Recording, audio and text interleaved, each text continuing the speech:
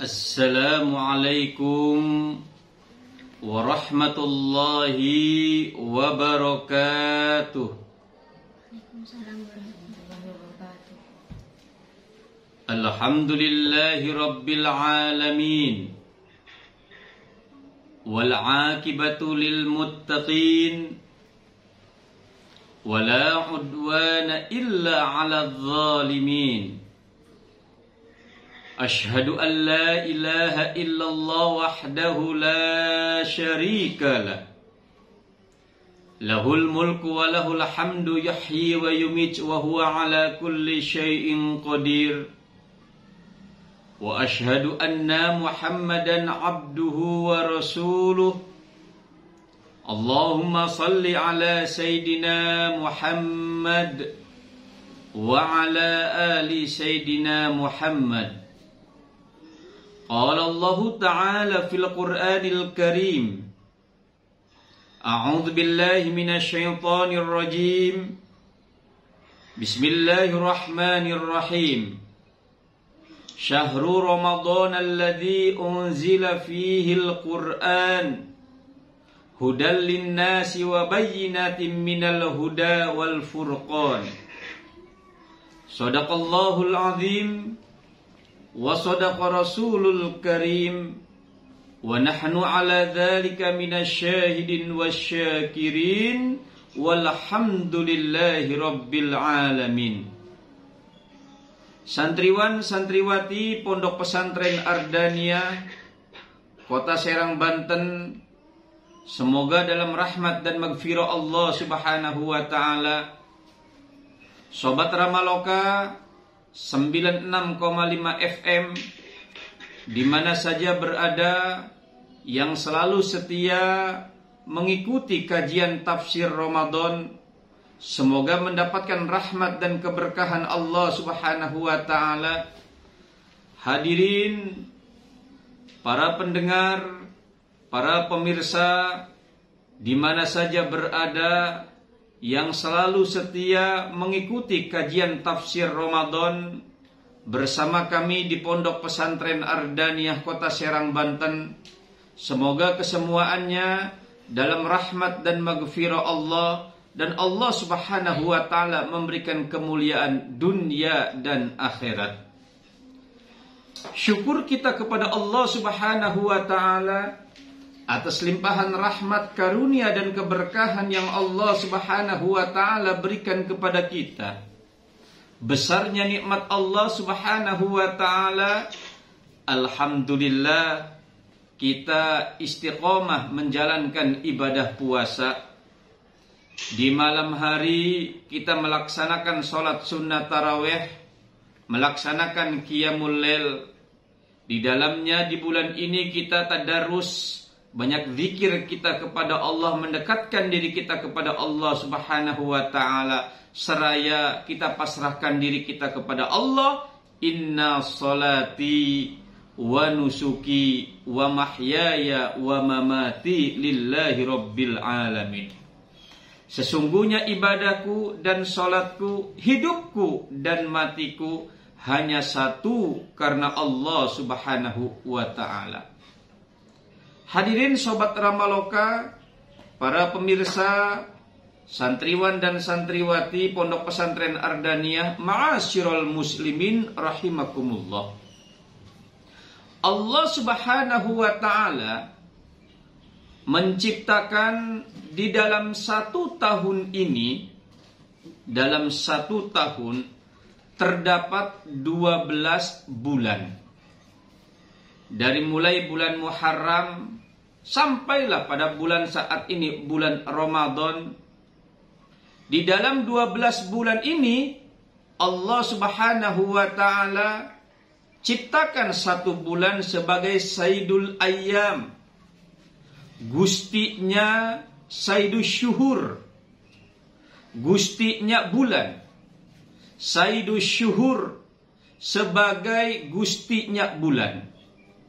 Artinya kalau sudah dikatakan Sayyidus Syuhur, berarti sebagai pimpinan, sebagai yang besar, maula, yang diperagung dari 12 bulan ini.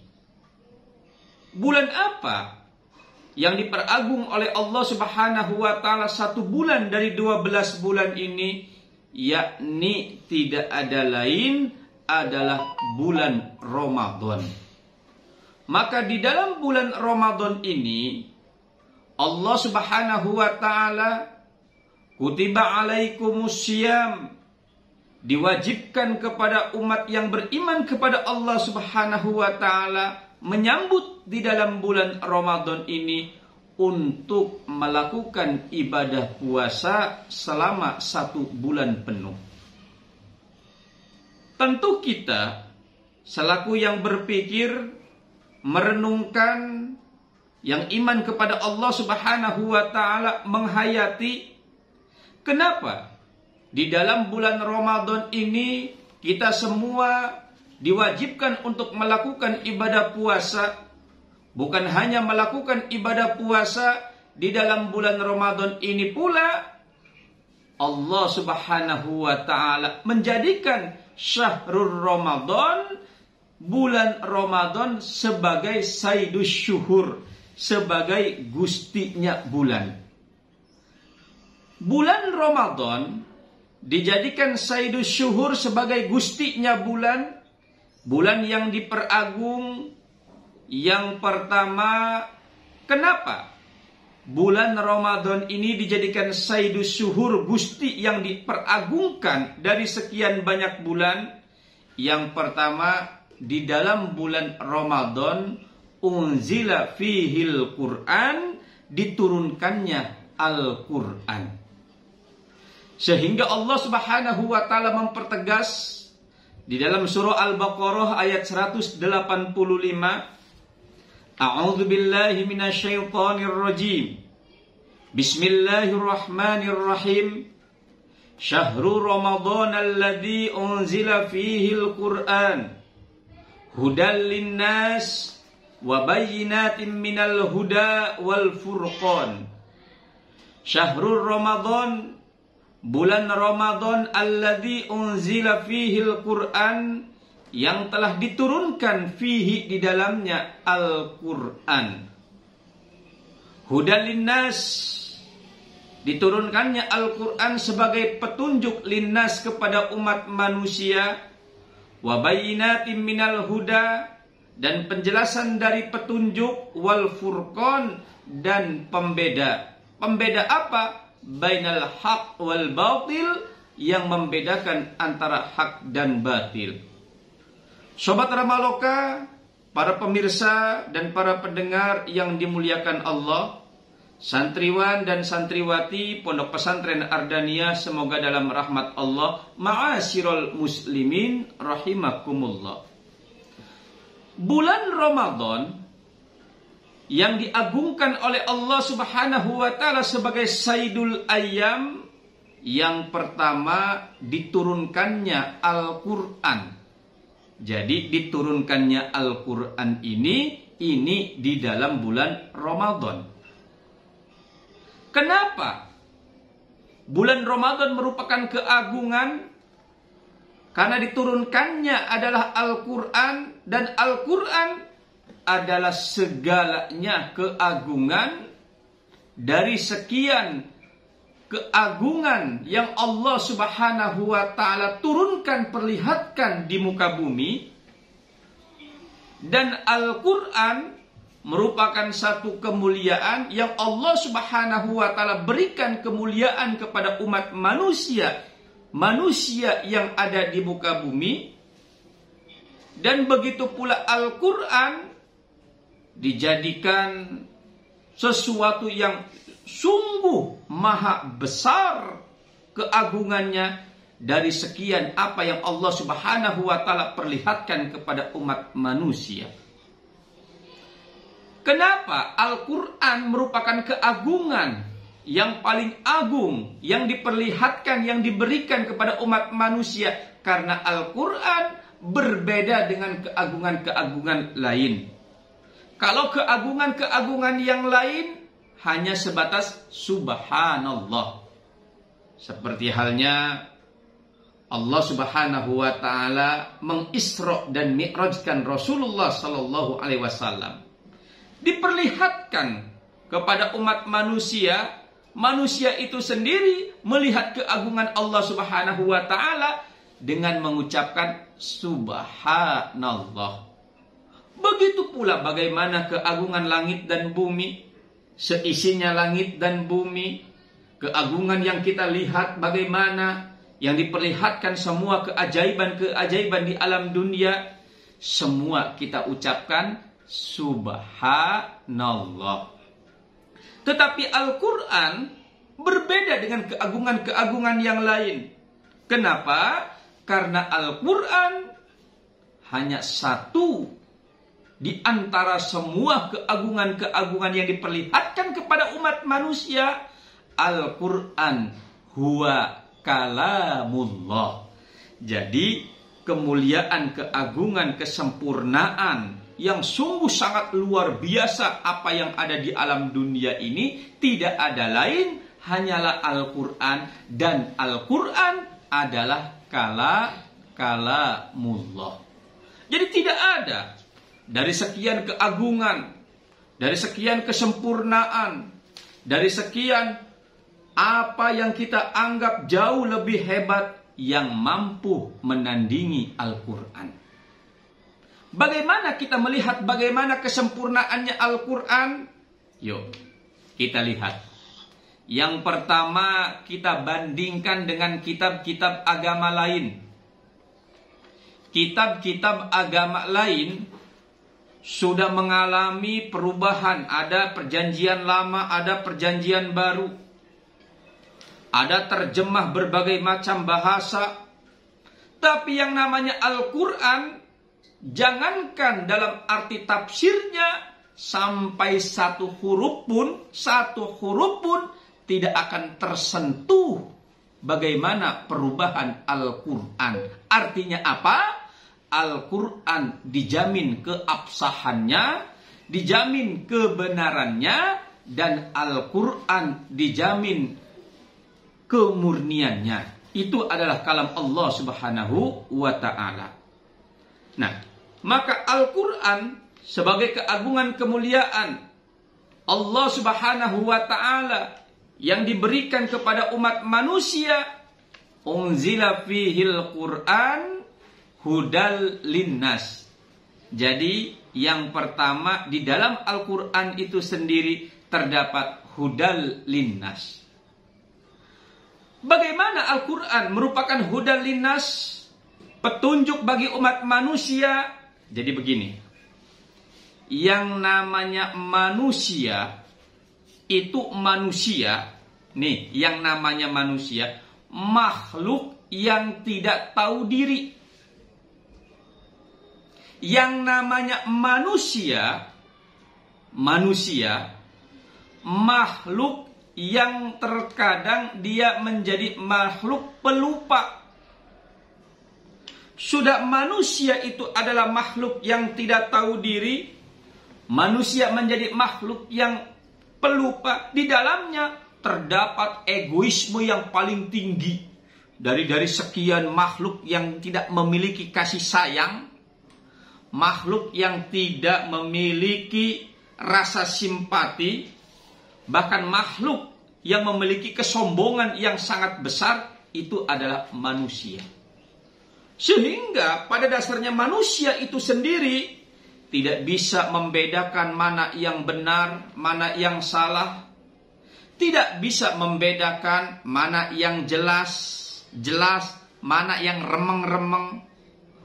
Tidak bisa membedakan manusia itu sendiri, mana yang halal, ini adalah haram. Manusia semuanya serba egois, di dalamnya adalah paling rakus. Artinya apa? Manusia hidup dalam kegelapan. Kita lihat sekarang ini bagaimana sejarah umat manusia.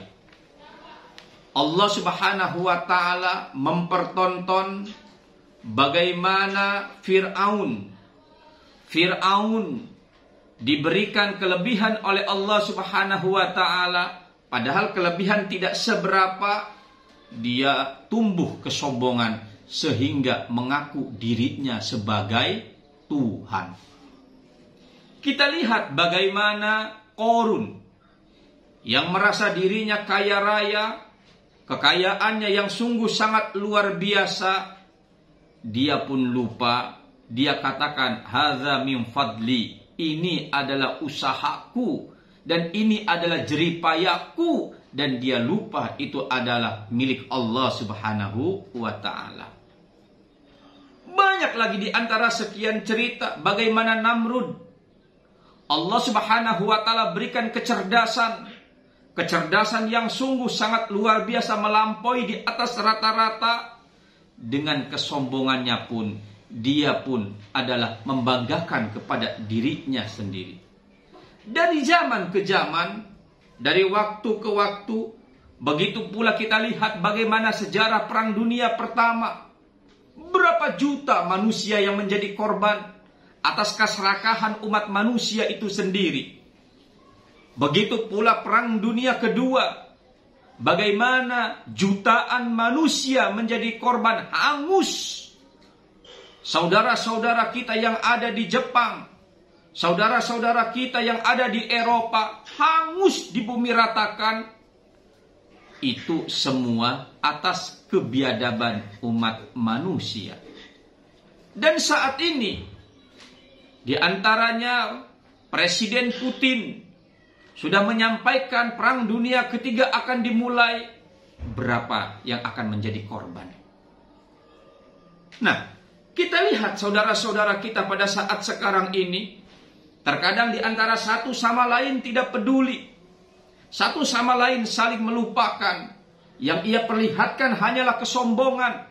Yang ia perlihatkan hanyalah keangkuhan. Jadi manusia itu sendiri hidup dalam lingkar kegelapan. Karena manusia hidup dalam lingkar kegelapan, manusia hidup apa kata dirinya dan tidak membedakan mana benar, mana salah, mana halal dan mana haram. Diturunkannya Al-Quran, saudara-saudariku, sobat Ramaloka, para pemirsa yang dimuliakan Allah, diturunkannya Al-Quran hudal linnas, sebagai petunjuk linnas kepada umat manusia. Jadi bagaimana Al-Quran sebagai petunjuk umat manusia? Nih, begini. Misalnya ada seseorang dalam kegelapan. Ya namanya gelap. Ya uang gelap. Gimana sih gelap? Ya kalau gelap, ya sulit kita memandang, kita melihat. Itulah manusia hidup dalam kegelapan. Sehingga orang di depan main injak, pintu pun main tabrak, kiri kanan pun main injak. Kenapa? Karena gelap. Manusia pun hidup dalam kegelapan. Manusia hidup dalam kegelapan sehingga umat manusia itu sendiri pun dia main injak, main tabrak, main sikat, main embat. Kenapa main sikat, main embat? Ya karena hidup dalam kegelapan. Diberi petunjuk oleh Allah Subhanahu wa taala, ada dalam kegelapan diberikan pelita. Maka di saat seseorang ini membawa pelita, dia berjalan, ya tentu dia akan bisa melihat kemana arahnya dia berjalan. Karena ada pelita. Jangan sesekali pelita ini ditaruhnya di samping kanan atau pula kiri, atau sebaliknya pelitanya ditaruh di belakang. Nah, jadi membelakangi pelita, ia tidak akan terlihat. Begitu pula umat manusia, di saat mereka hidup dalam kegelapan, sobat Ramaloka, para pemirsa yang dimuliakan Allah, diberikanlah petunjuk. Apa petunjuknya? Adalah Al-Quran hudal linnas, sebagai petunjuk umat manusia. Maka manusia yang tadinya membesarkan ego di dalam dirinya, membesarkan sombong di dalam keangkuhannya, pikirannya dijadikan Tuhan, keputusannya adalah malaikat. Wah, akhirnya mereka tahu dengan petunjuk Allah Subhanahu wa taala. Di dalam Al-Qur'an tersirat dan tersurat. Di dalam Al-Qur'an jelas menjelaskan kepada umat manusia tentang akidah, menjelaskan kepada umat manusia tentang syariah. Begitu pula menjelaskan kepada kita semua bagaimana muamalah, menjelaskan kepada kita semua bagaimana keimanan kita. Yang lebih jauh lagi, Al-Quran menjelaskan kepada petunjuk umat manusia tentang kehidupan hidup saat sekarang ini di alam dunia dan hidup nanti kita sesudah di alam dunia yang diakhiri dengan kematian dan diawali hidup sesudah kematian. Dijelaskan oleh Allah Subhanahu wa taala, hudal linnas, sebagai petunjuk umat manusia. Wa bayyinatin minal huda. Bukan hanya Al-Quran itu sebagai petunjuk umat manusia, hudal linnas wa bayyinatin minal huda, menjelaskan minal huda dari petunjuk. Berarti sebagai gambaran, di saat kita melihat kompas, jadi kompas itu bisa terarah karena ada yang mengarahkan. Jadi mana timur barat, kompas itu bisa terarah karena ada yang mengarahkan. Nah, begitu pula pelita bisa menyala karena ada yang menyalahkan. Al-Quran adalah petunjuk Allah Subhanahu wa ta'ala, hudal linnas, untuk umat manusia, bukan hanya sebatas hudal linnas untuk petunjuk umat manusia, wa bayyinatin minal huda, di dalamnya adalah sebagai penjelasan dari petunjuk. Subhanallah. Berarti Al-Quran adalah kebenaran di atas kebenaran. Al-Quran adalah maslahat di atas kemaslahatan. Al-Quran adalah hukum di atas hukum. Al-Quran adalah kecerdasan pemikiran, lebih dari kecerdasan pemikiran. Al-Quran adalah kebenaran, tidak ada yang lebih benar dari Al-Quran. Yuk, silahkan bandingkan. Al-Quran adalah kalam Allah Subhanahu wa ta'ala yang menyalakan pelita. Tidak ada kalam di antara kalam-kalam yang lain selain kalam Allah Subhanahu wa ta'ala. Wa bayyinatin minal huda, berarti petunjuk di atas petunjuk, kebenaran di atas kebenaran, maslahat di atas maslahat. Itu adalah Al-Quran. Wal furqan, pembeda antara hak dan batil. Kenapa dijelaskan? Dari sekian penjelasan ini, Allah Subhanahu wa ta'ala menegaskan wal furqan, pembeda antara hak dan batil, karena manusia adalah makhluk yang paling rakus. Rakusnya lebih dari rakus harimau. Manusia makhluk yang paling bajingan. Bajingannya lebih jahat daripada bajing. Kalaulah memang manusia itu sudah memiliki ambisi, harimau pun habis, buaya pun habis, apalagi bajing pun habis. Ambisinya umat manusia, semua main sikat, main embat, main lalap, main habis. Akhirnya dalam kegelapan tidak membedakan mana benar dan mana salah. Maka benar dan salahnya dijadikan abu-abu. Yuk kita lihat bagaimana perundang-undangan di negara kita. Tahun ini berubah, tahun lagi berubah. Siapa gubernurnya berubah. Beda gubernur pun berubah. Siapa presidennya, undang-undang berubah. Tahun yang akan datang presidennya berubah. Artinya apa? Kebenaran abu-abu. Di sini menyatakan halal, di sana menyatakan haram. Jelas itu adalah halal, dinyatakan haram. Jelas itu haram, dinyatakan halal. Sampai-sampai logo halal, halal yang harusnya jelas, dibikin logonya pun syubhat, abu-abu, tidak jelas. Padahal yang namanya halal harus jelas, haram harus jelas. Penjelasannya pun itu adalah halal, tidak boleh dibuat remeng-remeng, harus jelas. Maka penjelasan mana halal mana haram dijelaskan dalam Al-Quran. Maka pembedanya halal dan haram itu adalah Al-Quran. Maka Al-Quran adalah Al-Furqan yang membedakan halal dan haram. Hadirin Bapak Ibu Sobat Ramaloka, pemirsa yang dimuliakan Allah Subhanahu wa Ta'ala. Maka Al-Quran dan isinya tidak ada sedikit keraguan, tidak ada sedikit pun yang harus kita perdebatkan. Al-Quran dan isinya tidak ada satupun di dalam kalimatnya yang harus kita renungkan, pikirkan. Semuanya Allah Subhanahu wa Ta'ala menjelaskan kepada kita, wa bayyinatim minal huda, jelas. Sehingga dipertegas dalam ayat Allah Subhanahu wa Ta'ala, wa laqad anzalna ilaika ayatim bayyinat wa ma yakfuru biha illal fasiqun. Wa laqad anzalna ilaika ayatim bayyinat, telah kami turunkan ilaika kepadamu wahai Muhammad ayatim bayyinat, ayat-ayat bayyinat yang jelas.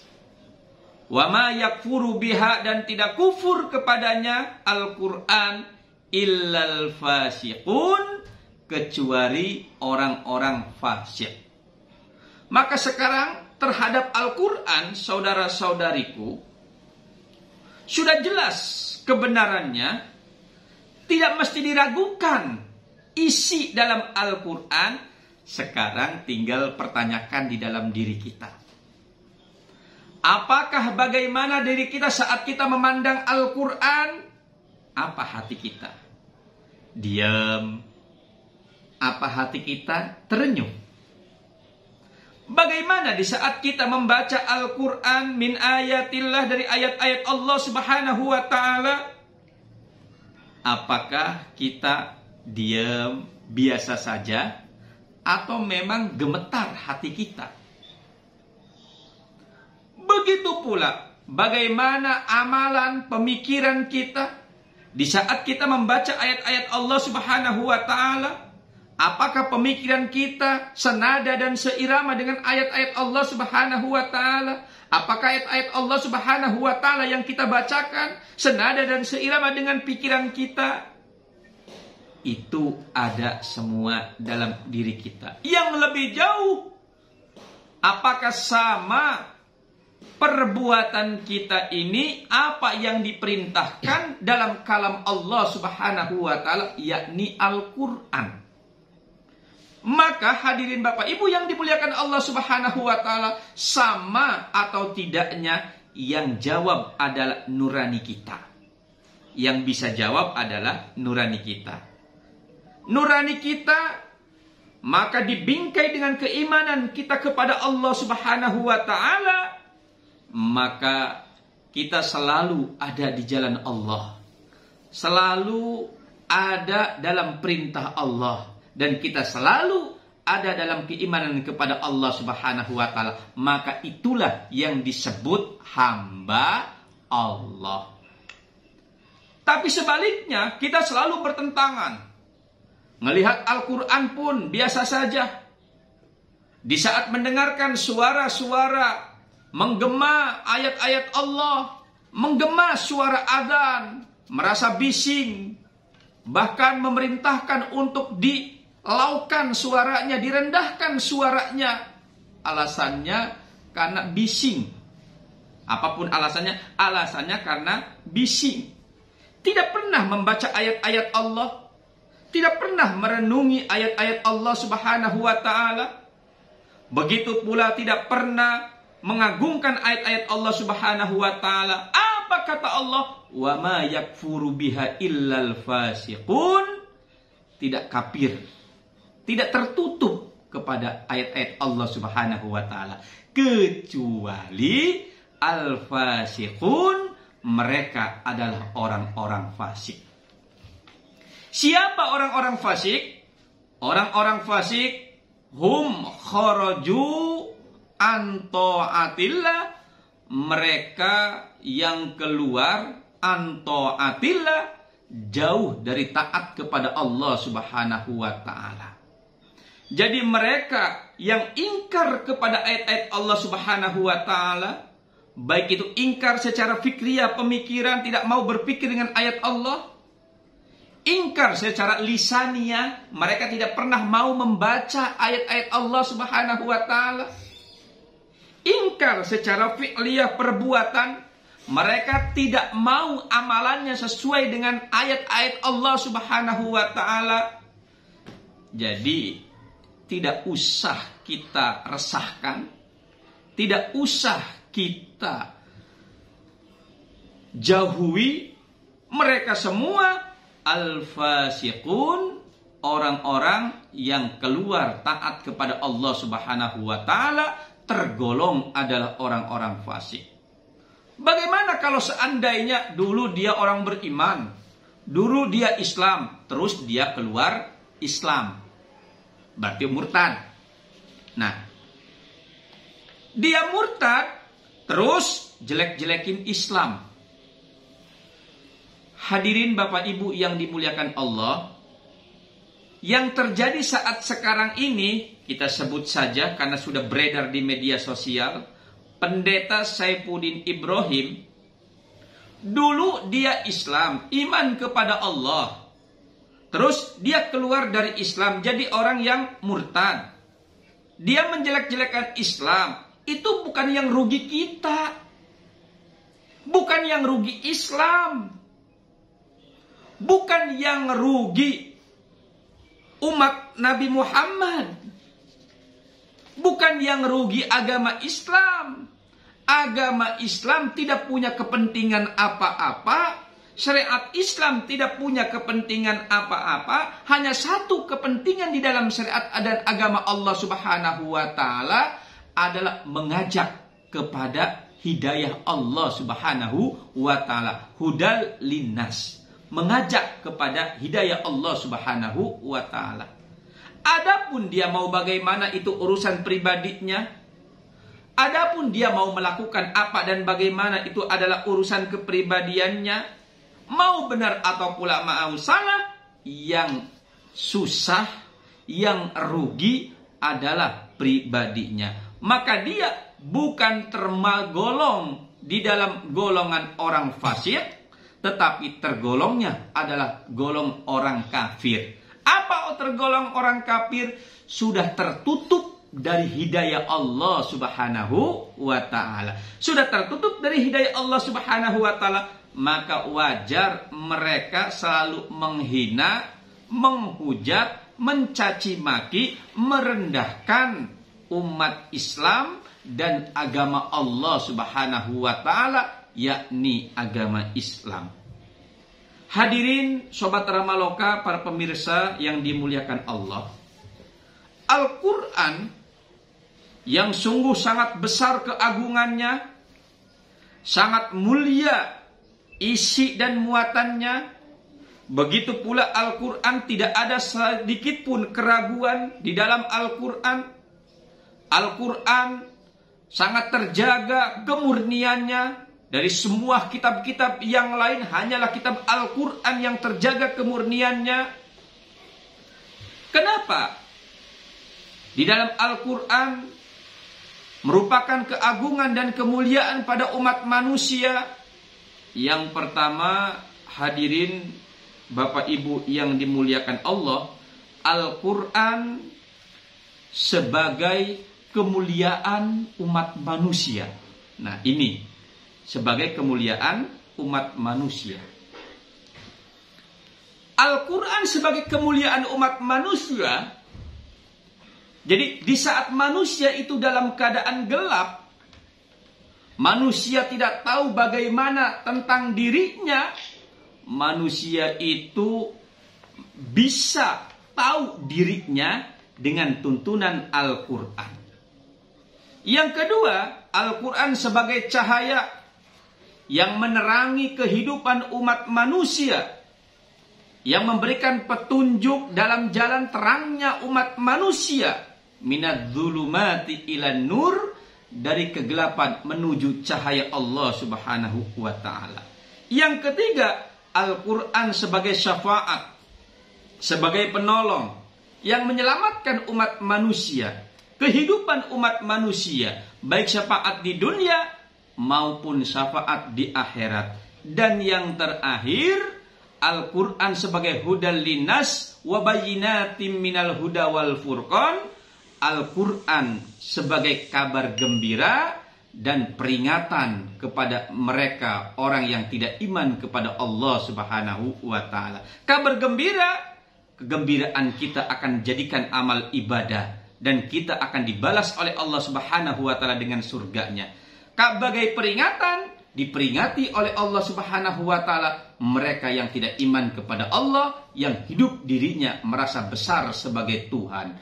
Maka di hari yang agung ini, di malam nuzulul Quran, diturunkannya Al-Quran, mari terus kita banyak bersolawat, beristighfar, berzikir kepada Allah Subhanahu wa taala, dekatkan diri kita kepada Allah dengan terus membaca Al-Quran.